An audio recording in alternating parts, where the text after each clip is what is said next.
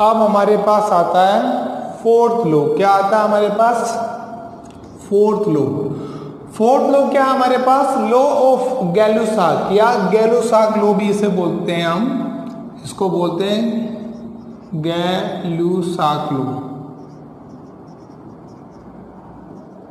इस लॉ के मुताबिक क्या होता है, इसमें क्या होता है, सबसे पहले ये गैलुसाक ने 1808 में दिया, ये नोट कर लीजिएगा और मेंशन कर लीजिएगा इसके डेफिनेशन कि when gases are react together, when gases are react together they always do so in volume which bear a simple ratio, which bear a simple ratio to one another, and the volume of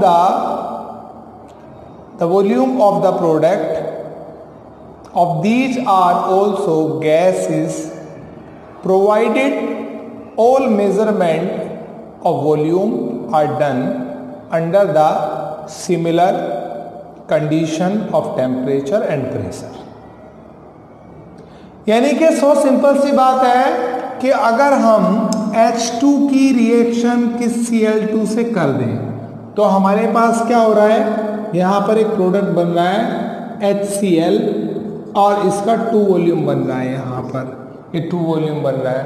तो कहता है कि 1, इससे पहले कोई संख्या नहीं है तो 1 मानो, यहाँ कोई संख्या नंबर्स नहीं है तो इसको भी 1 मानो, तो 1 इसको बोलेंगे 1 वॉल्यूम, इसको बोलेंगे 1 वॉल्यूम, और यहाँ नंबर है ये रहा 2, इसे बोलेंगे 2 वॉल्यूम। मैं ये बताना चाहता हूँ कि अगर मैंने ये 50 ml लिया है, यहाँ पर ये 50 ml लिए है गैस और यहाँ पर भी ये 50 ml मैंने लिया है, तो मेरे पास यहाँ पर 100 ml बनेगा। क्या मेरे पास 100 ml बनेगा? पर ध्यान रहे एक फिक्स रेशियो, इसका सम नहीं है, इसका सम नहीं है। जैसे एक एग्जांपल और लेता हूं मैं, N2 + 3H2 = 2NH3, ये मैंने लिया। अगर 1 वॉल्यूम है ये मेरे पास, यहां पर ये 3 वॉल्यूम है मेरे पास, तो बनने वाला प्रोडक्ट क्या होगा मेरे पास? 2 वॉल्यूम होगा मेरे पास, 2 वॉल्यूम यहां से ही।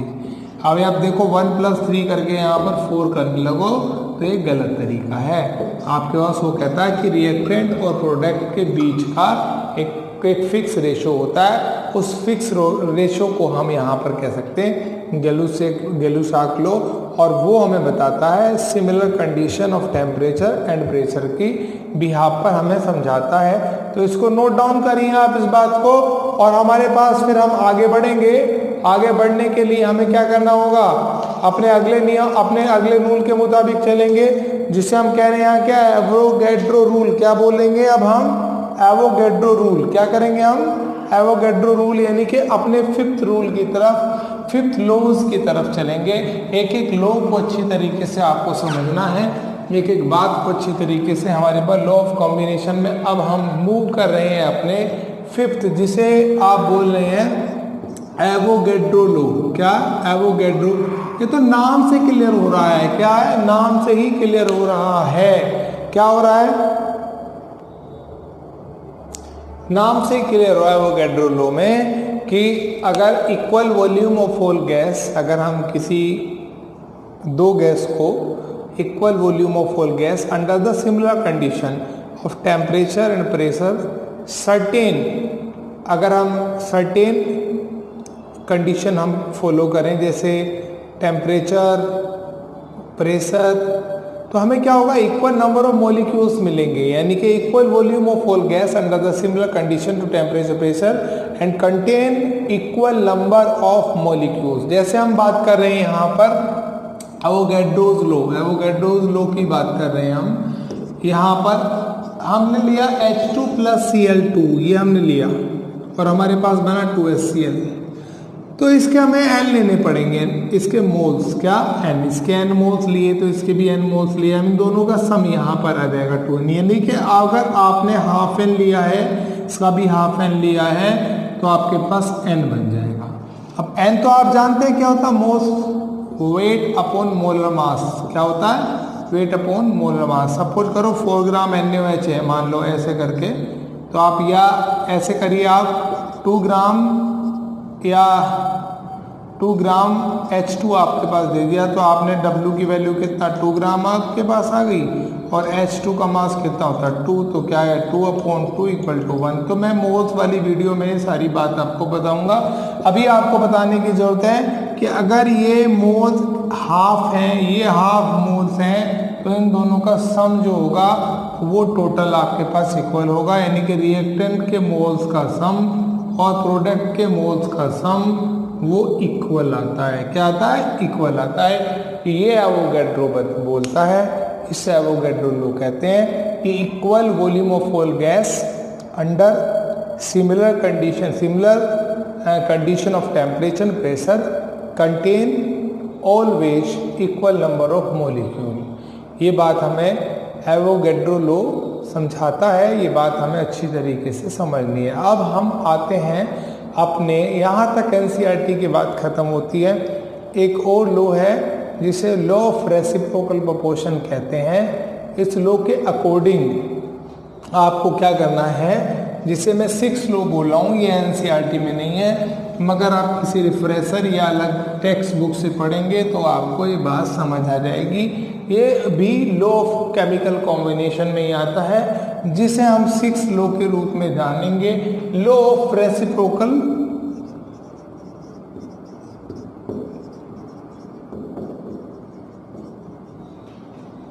Proportion, law of reciprocal proportion. इसमें क्या होता है बेसिकली, अब इसकी डेफिनेशन थोड़ी अजीब सी आपको लगेगी, पर आप पहले डेफिनेशन लिखिए, आपको समझ में आएगा। The ratio of the mass of 2 element A and B which combine separately in a fixed mass, the third element C, यानी कि कोई आपके पास A है, किसी फिक्स मास B से ये कंबाइन कहता है, और एक C से, ये C से कंबाइन होता है।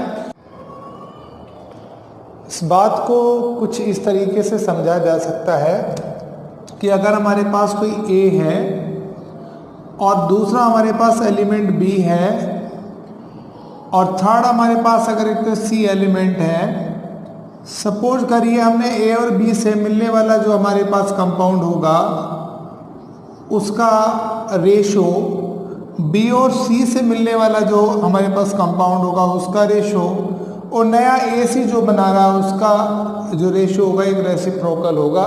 इस बात को हम कुछ इस तरीके से इस एग्जांपल के थ्रू समझा सकते हैं कि मान लो मेरे पास कार्बन है, यहाँ पर मेरे पास एक कार्बन है और यहाँ मैंने लिया सल्फर, यहाँ मैंने लिया सल्फर, कार्बन लिया, सल्फर लिया, और मैंने लिया ऑक्सीजन, यहाँ पे मैंने ऑक्सीजन ले लिया।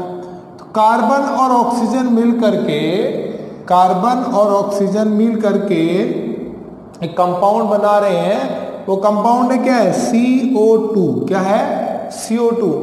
ठीक कार्बन और सल्फर मिलकर के क्या बना रहे हैं? CS2। ये बना रहे हैं CS2। और हमारे पास जो S और ये मिलकर के होते हैं, ये बनाते हैं हमारे पास S और O आपस में मिलकर के क्या बनाते हैं? SO2। क्या बना रहे हैं? SO2। कार्बन का मास नंबर कितना है जी? 12 कितना है? 12। और यहाँ पर कितना है हमारे पास? 32। यहाँ पर ऑक्सीजन कितना है? 16। तो मैं ये कहना चाहता हूँ कि कार्बन कितना पार्ट है इसमें? 12 पार्ट। ऑक्सीजन कितना है? 16 × 2 32। तो यहाँ पर एक रेशो मिल गया हमारे पास, 4 3 जा और 4 8 जा, 3:8 हमें मिला है यहाँ पर, 3:8 हमें यहाँ पर मिल गया है हमारे पास। उसके बाद अगर हम देखें यहाँ, उसके अगर हम बात देखें यहाँ, कार्बन कितना पार्ट है हमारे पास? 12 पार्ट। सल्फर कितना हमारे पास? 32, मगर सल्फर के कितने यहाँ पर? 2। तो 32 × 2 यानी कि 64, यानी कि 64। इसकी बात करें अगर हम 12 64, तो इसको क्या करेंगे? 3:16, ये हमारे पास एक रेशो मिल गया है। तो मैं ये कहना चाहता हूँ कि 3:8 है अपने पास, ये जो 3:8 है यहाँ पर, और जो हमारे पास 3:16 हमें यहाँ से ऑब्टेन मिला है, डिवाइडेड 3:16, तो सिंपल सी बात, आपके पास 3 से 3 कैंसिल हमारे पास हो गया, और 16/2/8 तो हमारे पास क्या होगा 2:1। जो 2:1 होगा वो थर्ड कंपाउंड का होगा। ये हमारा रेसिप्रोकल लॉ समझाता है। इसका एक एग्जाम्पल दूसरा लेते हैं और उस एग्जाम्पल के थ्रू हम ये भी समझाने की कोशिश करेंगे।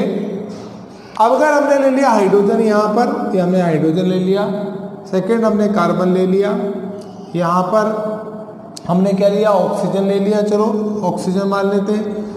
इनसे बनने वाला जो कंपाउंड होगा वो CH4 होगा, इनसे बनने वाला कंपाउंड क्या होगा वो अपने पास CO2 होगा, इनसे बनने वाला कंपाउंड क्या होगा हमारे पास H2 होगा। तो यहाँ पर क्या है, यहाँ कार्बन 12 है, हाइड्रोजन 1 होता है, 1 को 4 से मल्टीप्लाई करो तो 4 होता है हमारे पास। तो इसको सिंपल रेशो में करें तो कितना होगा आपका 4 1 जा 4 4 3:1 हमारे पास यहाँ आ गया। अगर हम देखें यहाँ पर तो यहाँ पर कितना होता है आपके पास 12 और यहाँ पे कितना होता है 32। इसको एक सिंपलेस्ट फॉर्म में कन्वर्ट करेंगे तो अपने पास क्या हो गया 3:8। कितना हो गया 3:8। ये जो 3:8 आया है यहाँ पर हाइड्रोजन हमारे पास कितना, ये H2 बनाएगा हमारे पास 2:16। यहाँ पर सिंपल सी बात अगर हम देखें यहाँ पर 1:8, ये जो हमारे पास 1:8 आ रहा है। अगर हम देखें यहाँ पर 3:1 या ऐसे कर सकते हैं 1:3 अपॉन आपके पास में 1:8। अगर आप देखें कट गया आपके पास, यहाँ पर जो इसका रेशो आएगा वो इस वाले का रेशो होगा, यानी कि दिस। ये हम एग्जाम्पल के थ्रू रेसिप्रोकल लॉ को समझाया। आप आई होप आपको समझ आया होगा।